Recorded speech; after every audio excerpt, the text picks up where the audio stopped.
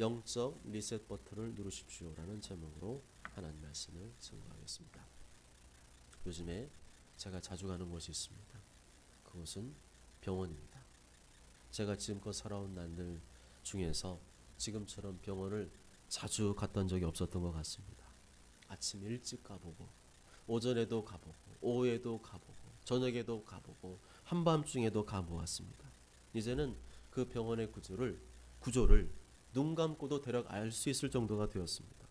1층에 뭐가 있고 누가 있고 2층에 뭐가 있고 누가 있고 3층에 뭐가 있고 누가 있고 5층에 뭐가 있고 누가 있고 6층에 뭐가 있고 누가 있고 7층에 뭐가 있고 누가 있고 점심시간은 몇 시부터 몇 시이고 평일 진료시간은 몇 시부터 몇 시이고 토요일 진료시간은 몇 시부터 몇 시이고 언제 사람들이 많이 오는지 뒷골목 어디에다 주차하면 되는지 이제는 눈을 감고도 머릿속에 훤히 그려질 정도가 되었습니다. 그런데 희한한 것은 하도 자주 가니까 정들었어요. 그 병원이 친근해지고 애착이 가는 것이었습니다. 내 병원도 아니고 내가 거기서 일하는 것도 아니고 거기서 월급을 주는 것도 아닌데 하도 자주 가니까 왠지 내 집을 가듯이 편안해지고 자연스러워졌습니다. 제가 그 병원을 출입하면서 유심 있게 살펴본 것은 병원 건물만이 아니라 그곳에서 일하는 분들의 모습이었습니다. 이상한 것은 같은 구조의 병실이지만 6층 병실과 7층 병실에서 일하는 분들의 일하는 태도가 달랐습니다. 친절하고 열심히 일하는 층이 있는가 하면 무뚝뚝하고 일거리 될 만한 것은 안 하려고 게으름 피우는 층이 있었어요. 몇 층이라는 제가 말씀 못 드려요. 싹싹하고 가족을 대하듯이 일하는 분들이 있는가 하면 농땡이 피우면서 월급이나 받아가려고 하는 분들도 있었습니다. 그 중에서도 아주 심각한 분을 보았습니다. 안성의 큰 교회에 어느 교회라고 말 안 해도 아실 거예요. 그 교회 중직자라고 하는데 일하는 태도가 아주 불량했습니다. 병실에 계신 분들이 지금도 그분의 불량하게 일하는 모습을 지켜보고 있다고 생각을 하면 제 얼굴이 막 뜨거워질 정도입니다. 얼마나 세상 사람들이 교회 다니는 사람들을 안 좋게 보겠습니까? 그런 사람을 교회의 중직자로 세운 것을 보고 얼마나 교회를 우습게 여기겠습니까? 여러분, 우리가 예수님 믿음으로 구원을 얻었지만 행함이 없는 믿음으로는 거룩한 성에 들어갈 수가 없습니다. 믿음과 행함을 분리시켜서 믿는 그리스도인은 거룩한 성에 들어가지 못할 것입니다. 왜 믿음과 행함을 분리시켜서 생각합니까?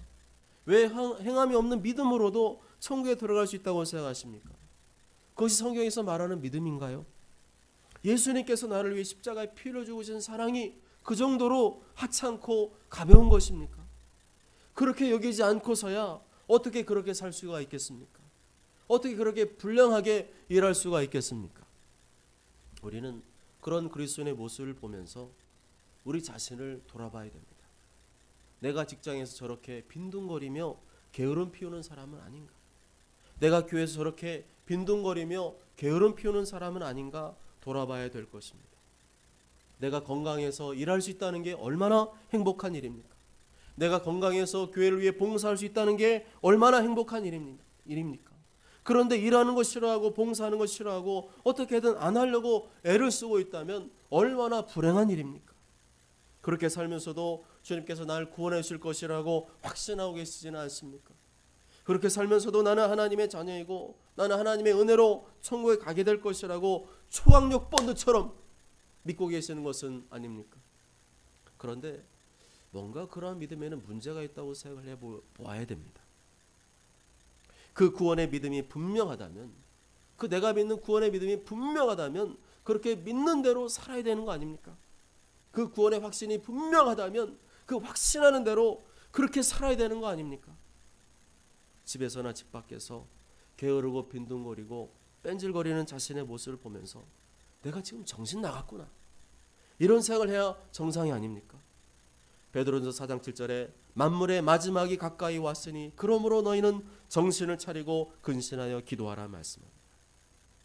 점점 한국교회에 한 달란트 가진 사람들이 많아지고 있습니다. 악하고 게으른 종들이 많아지고 있습니다. 맛있는 거 먹으러 가고 쇼핑하러 갈 때는 눈썹이 휘날리도록 가면서 일하고 봉사하는 것에 대해서는 왜 그렇게 빈둥거리십니까? 주님이 두렵지 않습니까? 주님이 두렵다면 그렇게 살 수 있습니까? 주님께서 믿는 자들은 심판 안 하실 것 같습니까? 저는 이 한 말씀만 생각해도 정신이 아찔할 때가 있습니다. 마태복음 7장 21절 23절에 나더러 주여 주여 하는 자마다 다 천국에 들어갈 것이 아니요 다만 하늘에 계신 내 아버지의 뜻대로 행하는 자라야 들어가리라. 내가 그들에게 밝히 말하되 내가 너희를 도무지 알지 못하니 불법을 행하는 자들아 내게서 떠나가라 하리라. 불법을 행하는 자들아 내게서 떠나가라 하리라. 그렇게 예수님 말씀하실 때 예수님 눈에서 눈물이 흐를 겁니다. 예수님 기뻐서 그런 말씀하시겠어요? 아니잖아요. 사랑하는 나의 자녀들인데 사랑하는 나의 자녀들이 하나님의 말씀대로 살지 아니하고 불법을 행하다가 와서 결국에는 하나님의 말씀대로 심판을 받아야 된다면 예수님께서 그렇게 선포하실 때 얼마나 애끓는 마음으로 피눈물 흘리시면서 그 말씀을 하시겠습니까? 하나님의 말씀대로 행하지 않은 자들아 내게서 떠나가려 하리라. 얼마나 가슴이 찢어지겠어요. 얼마나 아찔한 말씀입니까? 내게서 떠나가라는 말씀은 천국에서 떠나가라는 말씀이 아닙니까? 지옥에 떨어질 수 있다는 말씀이 아닙니까? 우리가 벼랑 끝에서 밑을 쳐다보면 아찔하지 않습니까?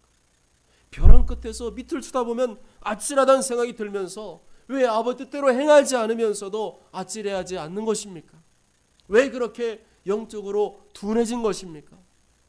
예전보다 교회 안에 주여 주여 하는 사람들이 많아졌습니다. 하늘에 계신 아버지 뜻대로 행하는 사람들은 적어지고 있습니다. 여러분들 중에 어느 쪽이라고 생각하십니까? 혹시 입으로만 주여 주여 하는 쪽은 아니십니까? 그런 미적지근하고 나이론 같은 신앙생활은 2020년부로 끝내시기 바랍니다. 새롭게 다가오는 2021년 새해는 하늘에 계신 아버지 뜻대로 행하는 신앙생활, 천국문이 열리는 신앙생활을 하시길 바랍니다. 얼마 안 남았습니다. 얼마 안 남았습니다. 주를 위해 일할 수 있는 날이 얼마 안 남았습니다.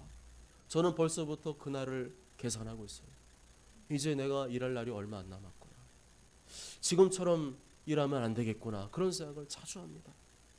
그냥 이대로 가면 그냥 이대로 지금처럼 그냥 내버려 두시면 눈 깜짝할 사이 2030년을 맞이하게 될 겁니다. 앞으로 10년 동안 2021년부터 2030년 10년 동안 허송세월하며 보낸 사람은 그 다음 10년도 허송세월하며 보낼 것입니다. 그러고도 나는 예수님 믿으니까 천국에 들어갈 것이라고 확신하십니까? 저는 그런 분은 입으로만 주여 주여 하는 분들이기 때문에 예수님 말씀대로라면 천국에 못 들어갈 것이라고 확신합니다. 이 말씀은 저주의 말씀이 아니라 우리가 다 천국에 들어오길 원하시는 사랑의 말씀인 줄 믿습니다. 이 말씀을 들었으면 입으로만 하지 말고 행함으로 하시기 바랍니다. 기도로 행하고 몸으로 행하고 물질로 행하는 자가 되시기 바랍니다. 기도로 행하시는 분은 몸으로 행하시고 몸으로 행하시는 분은 물질로도 행하심으로 하나님께 내 믿음을 보여드리시기 바랍니다. 야고보서 2장 24절에 이로보건대 사람이 행함으로 의롭다 하심을 받고 믿음으로만은 아니니라 말씀합니다. 이 말씀은 믿음이 필요 없다는 말이 아니라 믿음과 행함이 일치한다는 말입니다. 믿음과 행함이 일치하는 믿음만이 살아있는 믿음이고 하나님이 인정해 주는 믿음이고 천국 가는 믿음이라고 말씀하신 줄 믿습니다. 이제 우리는 영적으로 리셋할 때가 되었습니다.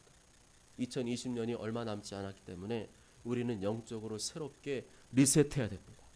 리셋하지 않으면 계속 고장난 채로 2021년을 맞이하게 될 것입니다. 오늘 오전에 예배 30분 전까지 이 컴퓨터가 고장이 났었어요. 프로그램에 오류가 생겨가지고 아무리 해도 안 되는 거예요.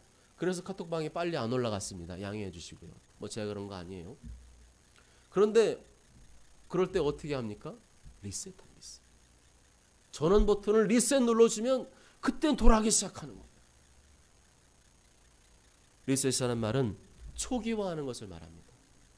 이렇게 많이 진행됐다가 다시 원래도 처음으로 돌아가서 초기화하는 것, 그게 바로 리셋입니다. 건물이 노후화되면 오래되면 보수공사를 하게 되죠. 그렇지만 건물이 너무 낡아져 있으면 보수공사를 하나만 합니다. 괜히 돈만 더 들어갑니다. 너무 낡고 오래된 건물은 새로 부수고 지어야 됩니다.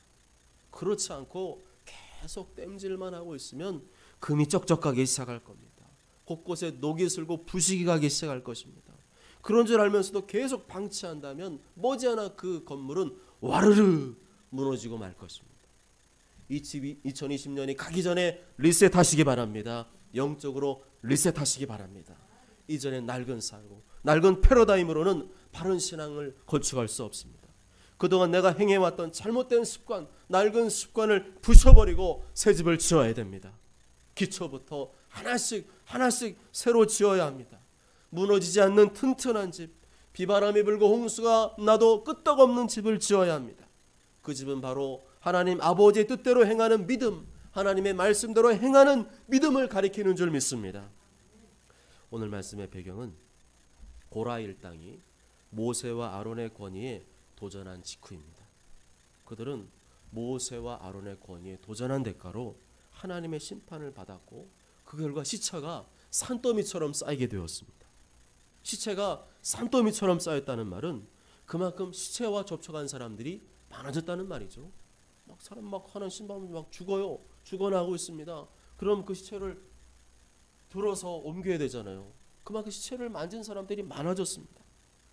구약의 율법에서 시체를 만졌다는 말은 부정해졌다는 말입니다. 그렇게 되면 하나님을 예배하는 거룩한 성막도 더럽혀질 수가 있었습니다. 성막이 더럽혀지면 하나님과의 관계가 끊어지는 겁니다. 하나님의 영광이 이스라엘에게서 떠나게 되는 것입니다. 그것은 하나님께서 원하지 않는 일이셨습니다. 하나님께서는 언제나 이스라엘 백성들과 함께 계시길 원하셨습니다. 그래서 하나님께서는 이 부정을 제거하고 다시 이스라엘 백성들과 함께 거할 수 있는 성막을 만드시기 위하여 대책을 세우셨습니다. 다시 말하면 이스라엘 공동체를 영적으로 리셋하실 계획을 세우신 것입니다. 새롭게 리셋하지 않으면 안 될 정도로 이스라엘 공동체는 온갖 죄와 부정함으로 더럽혀져 있는 상태였습니다. 우리가 컴퓨터 프로그램에 블루 스크린이 뜨거나 화면이 정지되면 어떻게 합니까? 몇 분이 기다려도 반응이 없으면 리셋 버튼을 누릅니다. 다시 처음부터 리셋하지 않으면 컴퓨터의 오류를 바로잡을 수가 없기 때문이죠. 우리 인생도 마찬가지입니다. 내 인생이 뭔가 잘못 흘러가고 있다면 리셋해야 됩니다. 알고도 그냥 놔두면 나중에는 대책이 없어요. 호미로 막을 거 가래로 막게 됩니다. 리셋하지 않으면 내 영혼은 계속해서 망하는 길로 가게 될 것입니다. 혹시 너무 망가져서 어디서부터 어떻게 수리하면 좋을지 모를 정도로 내 인생이 꼬이고 망가졌다는 생각이 드십니까? 그렇다면 반드시 영적으로 리셋해 줘야 됩니다.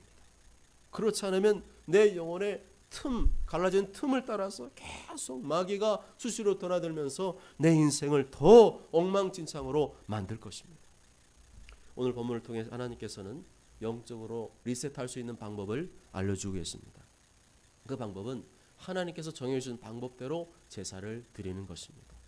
내 마음대로 제사 드리면 안 되고 오직 하나님께서 정해주신 매뉴얼대로 드려야 될 것을 말씀하고 있습니다. 하나님께서는 1절과 2절에 나오는 대로 모세와 아론을 통해서 그 방법을 알려주셨습니다. 여호와께서 모세와 아론에게 말씀하여 이르시되 여호와께서 명령하시는 법의 율례를 이제 이르노니 이스라엘 자손에게 일러서. 하나님께서 어느 한두 사람에게만 말씀한 게 아닙니다.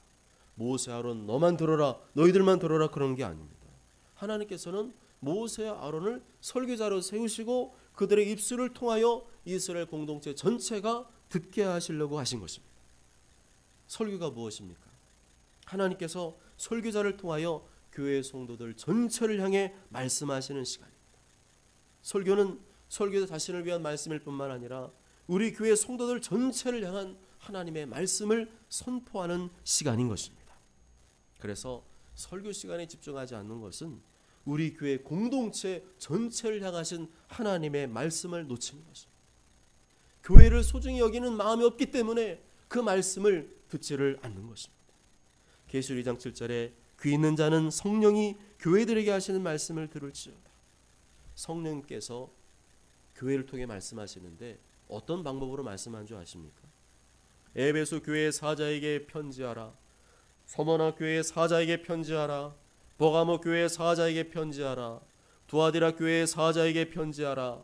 사대 교회 사자에게 편지하라. 빌레델비아 교회 사자에게 편지하라. 라오디게아 사자에게 편지하라. 예수님께서 직접 말씀하시는 것이 아니라 교회 사자, 곧 설교자를 통해서 말씀하신다는 겁니다. 성령님께서 직접 말씀하신 것이 아니라 교회의 사자, 곧 설교자를 통해서 말씀하신다는 것입니다. 구약이나 신약이나 그 원리는 동일합니다. 우리가 좀 전에 읽은 본문은 구약이고요. 좀 전에 제가 읽어드린 말씀은 신약입니다. 오늘 설교 제목이 무엇입니까? 영적 리셋 버튼을 누르십시오입니다. 초기화하라는 겁니다. 자꾸만 호박에 줄긋기 하지 말고, 자꾸만 금강못에 덧칠만 하지 말고 다시 완전히 새롭게 리셋을 하라는 겁니다. 오늘 주시는 말씀으로 내 영혼을 새롭게 리셋하시기 바랍니다. 그렇다면 구체적으로 어떻게 리셋하라는 말씀인가? 2절을 한번 읽어보실까요? 2절 시작. 여호와께서 명령하시는 법의 율례를 이제 이르노니 이스라엘 자손에게 일러서 온전하여 흠이 없고. 아멘. 제일 먼저 무엇을 준비하라고 말씀합니까? 재물을 준비해라. 재물을 끌고 와라. 어떤 재물을 끌고 오라고 말씀합니까? 온전하여 흠이 없는 것을 가져와라 말씀합니다. 이게 바로 영적인 리셋이라는 겁니다. 온전한 것은 어떤 것을 말할까요? 히브리어로는 완전한, 다치지 않은, 아무 탈 없는 것을 말합니다. 재물의 겉모양을 봐도 온전하고 아주 건강해 보이는 것을 말합니다. 흠 없는 것은 어떤 것을 말합니까? 히브리어로는 얼룩, 반점, 부상, 상처가 없는 것을 말합니다. 이것은 털과 가죽까지도 다 포함하는 말입니다. 따라서 온전하여 흠이 없는 것은 어느 한 부분도, 어느 한 조금이라도 다치거나 부족한 것이 없는 아주 좋은 것, 아주 건강한 것을 말합니다. 또한 아직 멍에 매지 아니한 붉은 암송아지는 어떤 것을 말할까요?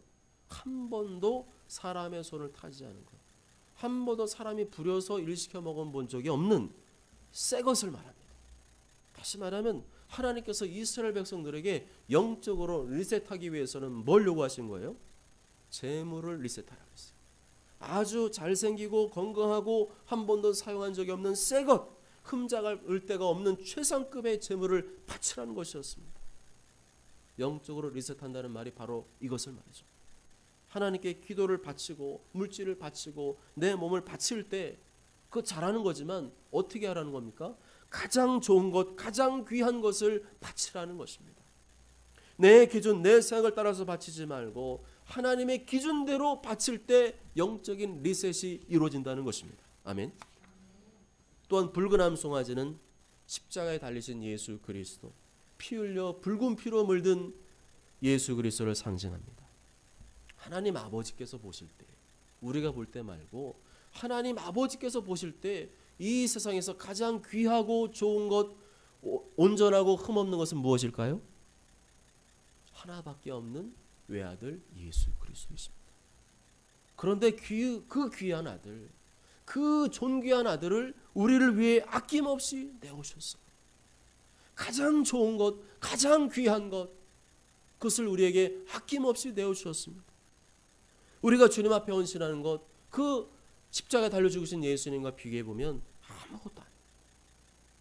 날마다 우리가 기억해야 될 것은 하나님 아버지께서 이 세상에서 가장 귀한 아들을 내어주셨다. 그것을 생각하며 나도 하나님 아버지께 가장 귀한 것을 내어드리겠다. 그런 마음으로 영적 리셋하시기 바랍니다. 3절부터 6절까지 다 함께 읽습니다. 시작. 너는 그것을 제사장 엘르아살에게 줄 것이요 그는 그것을 진영 밖으로 끌어내어서 자기 목전에서 잡게 할 것이며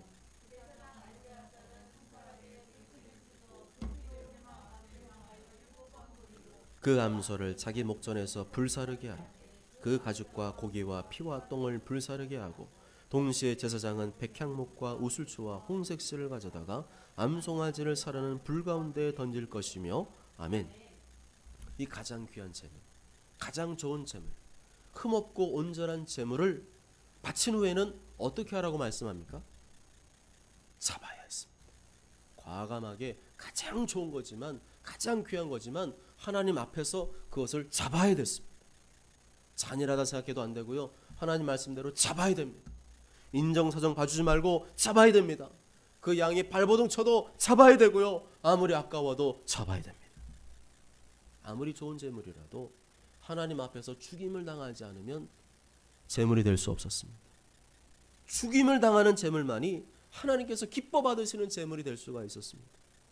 아깝다는 마음을 죽일 때 그 재물이 하나님 앞에 기뻐 받으시는 재물이 될 줄로 믿습니다.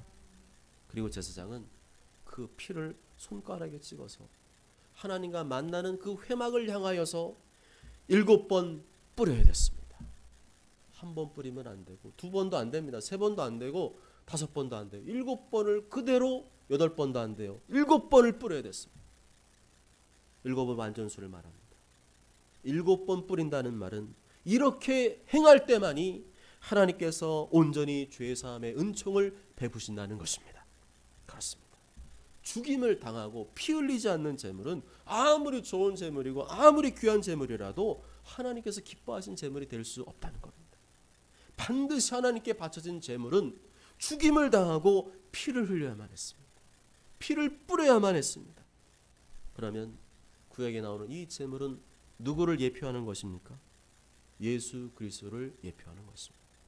이 세상에서 가장 귀한 재물, 가장 좋은 재물, 가장 온전하고 흠없는 재물이신 예수님께서 십자가에서 피 흘려 죽이심 당하실 것을 이 민수기에서 이미 예표해 주신 것입니다. 그래서 오늘 우리는 이 말씀을 보면서 짐승과 짐승의 피를 볼 것이 아니라 복음을 봐야 될 줄 믿습니다. 예수님의 죽음 당하시고 피 흘리신 것을 봐야 됩니다. 다른 피로는 안 되고 다른 재물로도 안 됩니다. 하나님 보시기에 가장 온전하고 흠없는 재물의 피, 곧 하나밖에 없는 외아들 예수님의 피로서 인류의 모든 죄를 단번에 사하시기로 작정하신 것입니다. 이 일을 이루시기 위해서 예수님께서 2000년 전에 이 땅에 인간의 몸을 입고 오신 줄 믿습니다. 5절에 보면 그 암소를 불사르라 했습니다. 불사르되 그 가죽과 고기와 피와 똥 다 완전히 남김없이 불사르라 말씀하면서 동시에 6절에 보면 그 불타는 그 암송아지 불구덩이 속에 백향목과 우슬초와 홍색실을 던져라 말씀합니다. 백향목은 최고급 나무를 말하죠. 아주 20m, 30m 쭉쭉 뻗는 직선으로 된 아주 최고급 재질의 나무를 말합니다. 색깔도 좋고 향기도 있습니다. 최상급의 나무입니다. 그리고 이 나무는 잘 썩지도 않아요. 오랫동안 보존이 가능합니다. 이러한 이유로 백향목은 영원한 생명, 영원한 생명의 고귀함을 상징합니다. 우슬초는 그렇게 귀한 풀은 아닙니다. 담벼락에 돌 사이에 나는 풀을 말합니다. 우슬초는 주로 죄를 정결하게 할 때 이 피를 찍을 때 지금의 스펀지처럼 이게 송송송송송송 돼 있어요. 그래서 그걸 피를 찍어서 뿌릴 때 쓰는 풀이었습니다. 그런데 이 우슬초, 바로 피를 찍어 바를 때 사용하는 이 우슬초는 죄의 정결함을 상징하는 것입니다. 홍색실은 방패 모양의 기생충의 알에서 얻을 수 있는 주홍색의 염료를 말한다고 합니다. 이 염색 물감은 그 색깔이 잘 변하지 않는데, 그래서 염색 물감 최고는 바로 이 홍색실로 물들여진 그 염료를 말합니다. 이 홍색실은 속죄를 위한 붉은 피를 상징합니다. 이 백향목, 우슬초, 홍색실은 모두 다 의미적으로 볼 때 예수 그리스도를 상징하는 것입니다. 예수님께서 이 붉은 피를 흘리실 것이고 그 피를 통해 인간의 죄를 사하실 것이고 영원한 생명, 백향목과 같은 생명을 주시게 될 것을 상징하는 것입니다. 이 세 가지를 불타고 있는 암송아지 불 속에 집어넣어라 하신 것은 예수 그리스도께서 완전히 모든 것을 다 희생하실 것을 예표하는 것입니다. 실제로 예수님께서 십자가 위에서 피 한 방울, 물 한 방울 남김없이 인간의 죄를 다 사하시려고 다 쏟으시고 희생하셨습니다. 그 다음 7절, 8절, 10절 말씀 보면 제사장과 송아지를 불사른 자들, 그 사람들은 자기 옷을 빨고 물로 몸을 씻은 후에 전쟁에 들어갈 수 있다. 저녁까지 부정하다 말씀하고요. 암송아지의 죄를 거둔 사람도 자기의 옷을 빨아야만 저녁까지 부정하다 말씀합니다. 이것은 하나님께서 이 조그만 죄라도 죄를 얼마나 미워하시고 싫어하시는지 알 수 있습니다. 죄는 인간에게 사망과 심판을 가져올 정도로 매우 무서운 질병임을 보여주는 것입니다. 우리가 육체의 질병 걸리면 힘들고 또 고통스럽지 않습니까? 근데 그런 육체의 질병에 대해서 우리가 예민하게 반응하면서 진짜 우리가 무서워야 될 질병이 뭐냐면 이 죄라는 녀석. 죄는 걸리면, 죄는 잡히면 사망과 심판, 영원한 멸망을 가져올 정도로 무서운 질병임을 우리가 결코 잊어서는 안 됩니다. 다시 말하면 그 어떤 사소한 죄라도 가볍게 여기지 말라는 겁니다. 마음과 생각으로 짓는 죄, 입술로 짓는 죄, 우리의 눈으로 귀로 짓는 죄 쉽게 지나치지 말라는 겁니다.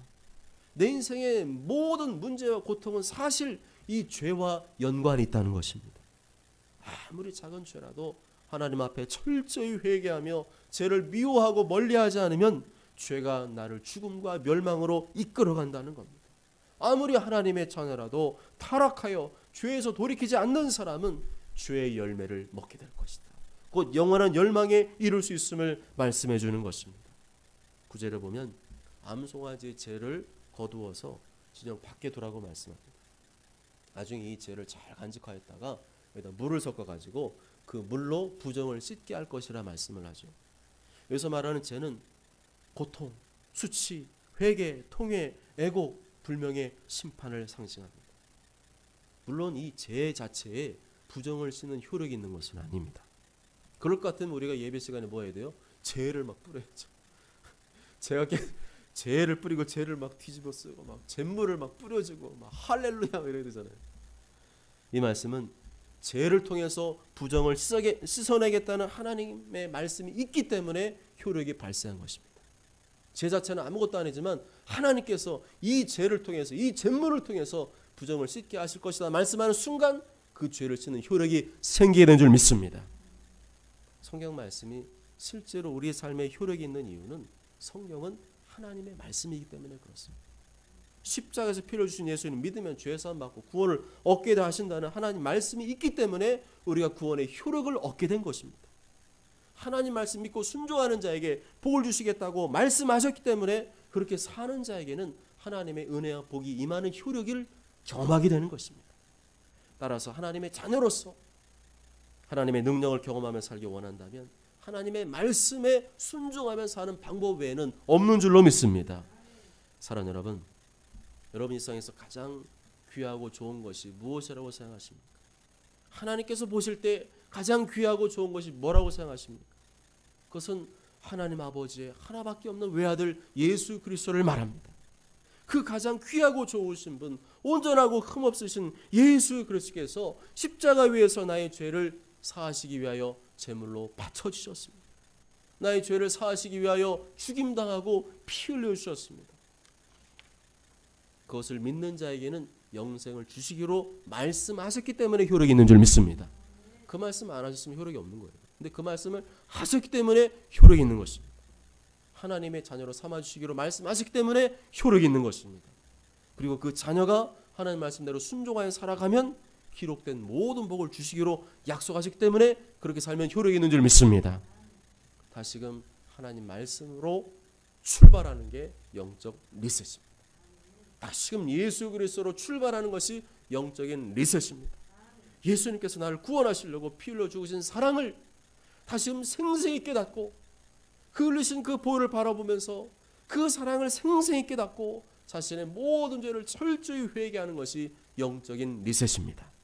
모쪼 저런 모두가 올 한해 자신이 지은 모든 죄와 잘못을 철저히 회개하고 돌이키시고 다시금 가장 귀하신 재물, 가장 존귀하신 재물 예수님께서 나를 위해 죽으신 그 사랑을 회복하심으로 영적으로 완전히 리셋하시고 새로운 2021년을 맞이하게 되시길 주님의 이름으로 축복합니다. 아멘.